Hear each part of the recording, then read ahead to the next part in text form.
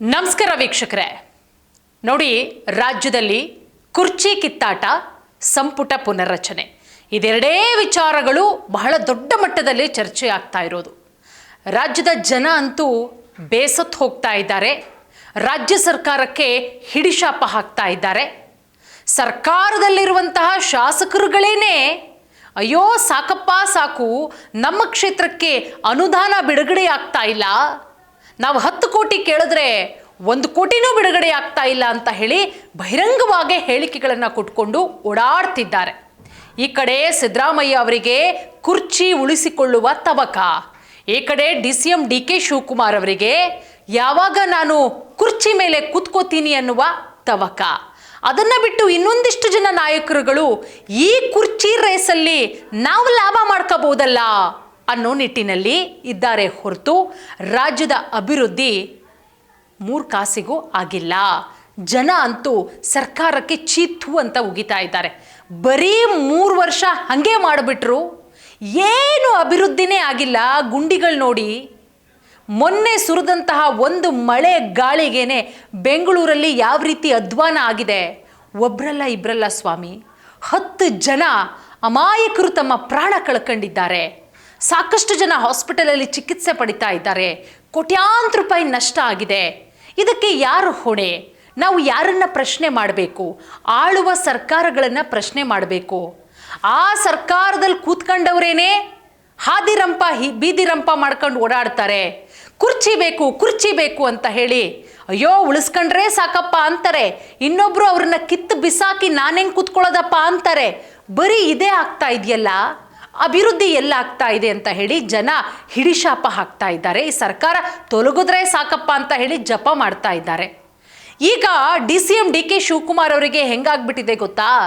ಎಲ್ಲೋ CM ಆಗಬೇಕು ಅನ್ನೋ ಆಸೆಗೆ AICC ಅಧ್ಯಕ್ಷರಾದಂತಹ ಮಲ್ಲಿಕಾರ್ಜುನ ಖರ್ಗೆ ಅವರು ಕೊಳ್ಳಿ ಇಟ್ಟಿದ್ದಾರೆ.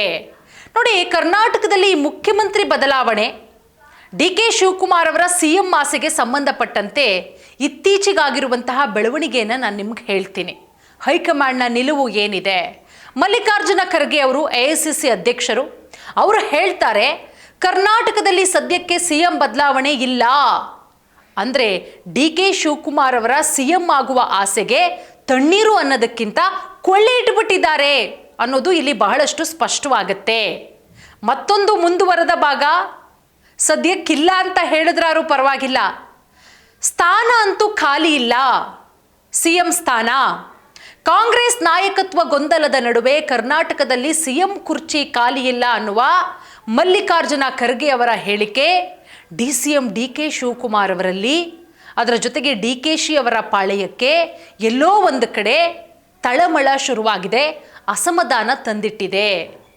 ನೋಡಿ, ದಲಿತ CM ಕೂಗು, ಅದರ ಜೊತೆಗೆ ಆಂತರಿಕ ಸಭೆಗಳ ಮೂಲಕ DK ಶಿವಕುಮಾರ್ ಅವರ ಬೆಂಬಲಿಗರು CM ಪಟ್ಟಕ್ಕೇರೋದಕ್ಕೆ ನಡೆಸ್ತಾ ಇದ್ದಂತಹ ಪ್ರಯತ್ನಗಳಿಗೆ ಹೈಕಮಾಂಡು ತಡೆಯೊಡ್ಡಿರೋದು.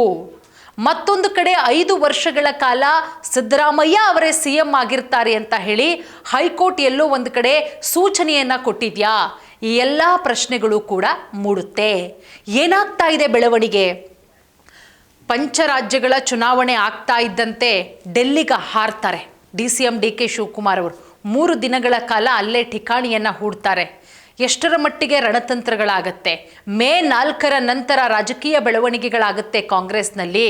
ಮೇ 15ನೇ ತಾರೀಕು DK ಶಿವಕುಮಾರ್ ಅವರ ಹುಟ್ಟುಹಬ್ಬ ಇದೆ. ಆ ಹುಟ್ಟುಹಬ್ಬಕ್ಕೆ Congress high command DCM DK Shivakumar ಅವರಿಗೆ ಭರ್ಜರಿಯಾಗಿ ಗಿಫ್ಟ್ ಕೊಡುತ್ತೆ ಅನ್ನುವ ಮಾತುಗಳು ಕೂಡ ಕೇಳ್ತಾ ಬರ್ತಾ ಇತ್ತು. ಮತ್ತೊಂದು ಕಡೆ 20ನೇ ತಾರೀಕು ಕಾಂಗ್ರೆಸ್ ಪಕ್ಷ 3 ವರ್ಷವನ್ನು ಕಂಪ್ಲೀಟ್ ಮಾಡುತ್ತೆ. ಈಗ ಆಗ್ತಾ ಇರುವಂತಹ ಬೆಳವಣಿಗೆ, ಅದೂ ನಿನ್ನೆಯಿಂದ ಆಗ್ತಾ ಇರುವಂತಹ ಬೆಳವಣಿಗೆ. ನಿನ್ನೆ ಒಂದು ಮಾತು ಹೇಳ್ತಾರೆ. ಯಾರು? Doctor G. ಪರಮೇಶ್ವರ್ ಅವರು, ಗೃಹ ಸಚಿವರು.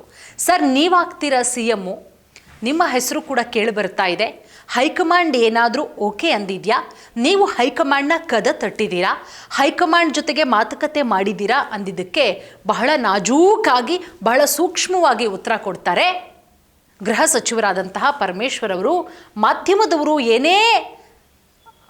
ಏನೇ ಮಾಡಿ ನನ್ನನ್ನು ಪ್ರಶ್ನೆ ಕೇಳಿದ್ರು ಕೂಡ ಬಹಳ ನಗ್ನಗ್ತಾ ಹೇಳ್ತಾರೆ, ನನ್ನಿಂದ ಬರೋ ಉತ್ತರ ಹೈಕಮಾಂಡು ಏನು ನಿರ್ಧಾರ ತೆಗೆದುಕೊಳ್ಳುತ್ತೋ ಅದಕ್ಕೆ ನಾವು ಬದ್ಧ. ಇಷ್ಟು ಬಿಟ್ಟರೆ ಏನೂ ಹೇಳಲ್ಲ. ಆದರೆ ಒಂದು ಮುಂದುವರೆದಾಗಿ ಒಂದು ಮಾತಾಡ್ತಾರೆ. ಮಲ್ಲಿಕಾರ್ಜುನ ಖರ್ಗೆ ಅವರು ಸಿ ಎಂ ಆಗಬಹುದು, ಅಪಾರವಾದಂತಹ ಅನುಭವ ಇದೆ ಮಲ್ಲಿಕಾರ್ಜುನ ಖರ್ಗೆ ಅವರಿಗೆ. ಅದರ ಜೊತೆಗೆ ರಾಜ್ಯ ರಾಜಕೀಯದ ಬಗ್ಗೆ ಇಂಚಿಂಚು ಮಾಹಿತಿಯೂ ಗೊತ್ತಿದೆ. ರಾಷ್ಟ್ರ ಮಟ್ಟದಲ್ಲಿ ಮಲ್ಲಿಕಾರ್ಜುನ ಖರ್ಗೆ ಅವರು ಬಹಳ ಹೆಸರು ಮಾಡಿದ್ದಾರೆ, ಎಲ್ಲವೂ ಕೂಡ ಗೊತ್ತಿದೆ ಮಲ್ಲಿಕಾರ್ಜುನ ಖರ್ಗೆ ಅವರಿಗೆ ಅನ್ನುವ ಹೇಳಿಕೆಯನ್ನು ಕೊಡ್ತಾರೆ. ಅಂದರೆ ಇಲ್ಲಿ ದಲಿತ ಸಿ ಎಂ ಕೂಗು ಕೂಡ ಬಹಳಷ್ಟು ಕೇಳಿಬರ್ತಾ ಇದೆ. ದಲಿತರು ಸಿ ಎಂ ಆಗಬೇಕು ಅನ್ನುವಂಥ ವಿಚಾರಕ್ಕೆ ಸಂಬಂಧಪಟ್ಟಂತೆ ಮುಂಚೂಣಿಯಲ್ಲಿರುವಂತಹ ನಾಯಕರು, ಲೀಡರ್ಸು, ಒಂದು AICC ಅಧ್ಯಕ್ಷರಾದಂತಹ ಮಲ್ಲಿಕಾರ್ಜುನ ಖರ್ಗೆ ಅವರು, ಇನ್ನೊಂದು ಗೃಹ ಸಚಿವರಾದಂತಹ ಡಾಕ್ಟರ್ ಜಿ ಪರಮೇಶ್ವರ್ ಅವರು. ಹೆಂಗಾಗ್ಬಿಟ್ಟಿದೆ ಅಂತ ಹೇಳಿದ್ರೆ, ನಾ ಕೊಡೆ ನೀ ಬಿಡೆ ಅನ್ನುವಂತಹ ಪರಿಸ್ಥಿತಿ ಶತಾಯಗತಾಯ. ಈ ಬಾರಿಯೂ ಕೂಡ 2013ರ ರೀತಿಯಲ್ಲೂ ಕೂಡ ಈ ಬಾರಿಯೂ ಕೂಡ ನಾನೇ 5 ವರ್ಷವೂ ಸಿ ಎಂ ಆಗಿ ಕಂಪ್ಲೀಟ್ ಮಾಡಲೇಬೇಕು ಅನ್ನುವ ನಿಲುವನ್ನು ತಾಳಿದ್ದಾರೆ. ಶತಪ್ರಯತ್ನ ಮಾಡಿದ್ದಾರೆ. ಶಪಥ ಮಾಡ್ದಂಗೆ ಅನ್ನಿಸ್ತಾ ಇದೆ ಸಿ ಎಂ ಸಿದ್ದರಾಮಯ್ಯ ಅವರ ನಡನುಡಿಯನ್ನು ನೋಡಿದ್ರೆ.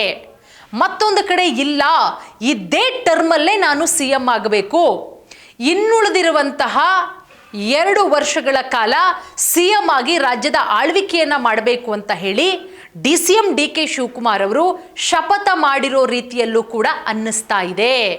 ಅಂದರೆ ಹೆಂಗಾಗ್ಬಿಟ್ಟಿದೆ ಅಂತ ಹೇಳಿದ್ರೆ, ರಾಜ್ಯದ ಜನ ಬರೀ ಇವರಿಬ್ಬರದು ಇದೇ ರೀತಿ ದೊಂಬರಾಟ ನೋಡೋದೇ ಆಗೋಗ್ಬಿಟ್ಟಿದೆ. ಅಂದರೆ ಡ್ರಾಮಾಗಳನ್ನು ನೋಡೋದೇ ಆಗೋಗ್ಬಿಟ್ಟಿದೆ. ಅಭಿವೃದ್ಧಿಗಳಾಗ್ತಾನೇ ಇಲ್ಲ. ಇಲ್ಲಿ ಇಬ್ಬರ ಜಗಳದಲ್ಲಿ ಮೂರನೇ ಯಾರೋ ಒಬ್ಬ ವ್ಯಕ್ತಿಗೆ ಲಾಭ ಆಗೋದ್ರಲ್ಲಿ ಯಾವುದೇ ರೀತಿಯ ಡೌಟ್ ಇಲ್ಲ. ನೋಡಿ, ಇದೆಲ್ಲ 15ನೇ ತಾರೀಕು ಬರ್ತಡೇ ಇದೆ, ಹೊಸ ಸೂಟೋ ಅಥವಾ ಕೋಟೋ ಹೊಲ್ಸ್ಕೊಂಡಿದ್ರೆ ಏನೋ ಗೊತ್ತಿಲ್ಲ DK. ಒಟ್ಟಾರೆ ಈ 3 ಬೆಳವಣಿಗೆ ಆಗುತ್ತೆ ಅಂತ ನಾವು ಹೇಳ್ಕೊಂಬಂದ್ವಲ್ಲ. ಮೇ 4ಕ್ಕೆ ಚುನಾವಣೆಯ ನಂತರ ಕ್ರಾಂತಿ ಆಗುತ್ತೆ. ಮೇ 10ನೇ ತಾರೀಕು ಅಥವಾ 15ನೇ ತಾರೀಕು DCM DK ಶಿವಕುಮಾರ್ ಅವರ ಬರ್ತಡೆಗೆ ಅವರ ಪಟ್ಟಾಭಿಷೇಕ ಆಗುತ್ತೆ. 20ನೇ ತಾರೀಕು 3 ವರ್ಷ ಕಂಪ್ಲೀಟ್ ಮಾಡುತ್ತೆ ಕಾಂಗ್ರೆಸ್ಸು. ಈ 3ರಲ್ಲಿ ಒಂದೇ ಆಗೋದು. 20ನೇ ತಾರೀಕು 3 ವರ್ಷ ಕಂಪ್ಲೀಟ್ ಮಾಡುತ್ತೆ ಕಾಂಗ್ರೆಸ್ ಸರ್ಕಾರ. ಇದನ್ನು ಬಿಟ್ಟರೆ ಬೇರೆ ಯಾವುದೇ ರೀತಿಯ ಬೆಳವಣಿಗೆಯಂತೂ 100ಕ್ಕೆ 100% ಆಗಲ್ಲ. ಬರೆದಿಟ್ಕೊಳ್ಳಿ. ಯಾಕಂದರೆ AICC ಅಧ್ಯಕ್ಷರಾದಂತಹ ಮಲ್ಲಿಕಾರ್ಜುನ ಖರ್ಗೆ ಅವರಿಗೆ ಎಲ್ಲದರ ಬಗ್ಗೆ ಮಾಹಿತಿ ಇರುತ್ತೆ. ಹೈಕಮಾಂಡ್ ಮಟ್ಟದಲ್ಲಿ ಸುರ್ಜೇವಾಲಾ ಅವರು, ವೇಣುಗೋಪಾಲ್ ಅವರು, ಅದರ ಜೊತೆಗೆ ರಾಹುಲ್ ಗಾಂಧಿ ಅವರು, ಸೋನಿಯಾ ಗಾಂಧಿ ಅವರು ಏನೆಲ್ಲ ಡಿಸಿಷನ್ ತಗೋತಾರೆ. ಅದರಲ್ಲೂ ರಾಜ್ಯ ರಾಜಕೀಯ ವಿಚಾರಕ್ಕೆ ಬರೋದಾದರೆ ಈಗ ಜಾಸ್ತಿ ಕೇಳಿಬರ್ತಾ ಇರುವಂತಹ ವಿಚಾರ CM ಬದಲಾವಣೆಯ ವಿಚಾರಕ್ಕೆ ಸಂಬಂಧಪಟ್ಟಂತೆ ಏನು ಡಿಸಿಷನ್ ತಗೋಬಹುದು ಅಂತ ಹೇಳಿ. ಬಟ್ ಈ ಟೈಮಲ್ಲಿ ಬಂದು ಈ ರೀತಿಯ ಹೇಳಿಕೆಯನ್ನು ಕೊಡ್ತಾರೆ ಅಂತ ಹೇಳಿದ್ರೆ, ಇದು ಹೈಕಮಾಂಡ್ ಮಟ್ಟದಲ್ಲೇ ಹೇಳಿಸಿರುವಂಥ ಹೇಳಿಕೆ ಅನ್ನೋದರಲ್ಲಿ ಯಾವುದೇ ರೀತಿಯ ಡೌಟು ಇಲ್ಲ. ಹೈಕಮಾಂಡೇ ಹೇಳಿಸಿರಬಹುದು. ಸದ್ಯಕ್ಕಂತೂ ಕುರ್ಚಿ ಬದಲಾವಣೆ ಇಲ್ಲ, CM ಸ್ಥಾನ ಖಾಲಿ ಇಲ್ಲ ಅನ್ನುವ ಹೇಳಿಕೆಯನ್ನು ಕೊಟ್ಟಿರೋದು CM ಕುರ್ಚಿ ಮೇಲೆ ಕಣ್ಣಿಟ್ಟಿದ್ದಂತಹ DCM DK ಶಿವಕುಮಾರ್ ಅವರಿಗೆ, DK ಬಣದ ನಾಯಕರುಗಳಿಗೆ, ಅವರ ಕಾರ್ಯಕರ್ತರುಗಳಿಗೆ, ಅವರ ಅಭಿಮಾನಿಗಳಿಗೆ ದೊಡ್ಡ ಮಟ್ಟದಲ್ಲಿ ಶಾಕು ಅಂತ ಹೇಳೋದ್ರಲ್ಲಿ ಅನುಮಾನವಿಲ್ಲ.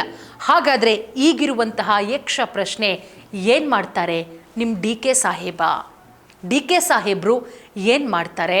ಹೈಕಮಾಂಡ್ ಮಟ್ಟದಿಂದಲೇ ಈ ರೀತಿಯ ಸಂದೇಶ ಬಂದಿದೆ ಅಂತ ಹೇಳಿದ್ರೆ ಯಾವ ರೀತಿಯ ಸ್ಟ್ರಾಟರ್ಜಿಯನ್ನು ಪ್ಲೇ ಮಾಡ್ತಾರೆ, ಯಾವ ರೀತಿಯ ಅಸ್ತ್ರಗಳನ್ನು ಬಳಸ್ಕೊಳ್ತಾರೆ DCM DK ಶಿವಕುಮಾರ್ ಅವರು? ಕಾದು ನೋಡೋಣ. ಈಗ ಸದ್ಯಕ್ಕಂತೂ ಕೊಳ್ಳಿ ಇಟ್ಟಿರೋದು ಮಲ್ಲಿಕಾರ್ಜುನ ಖರ್ಗೆ ಅವರು 100ಕ್ಕೆ 100% ಸತ್ಯ. Thank you so much.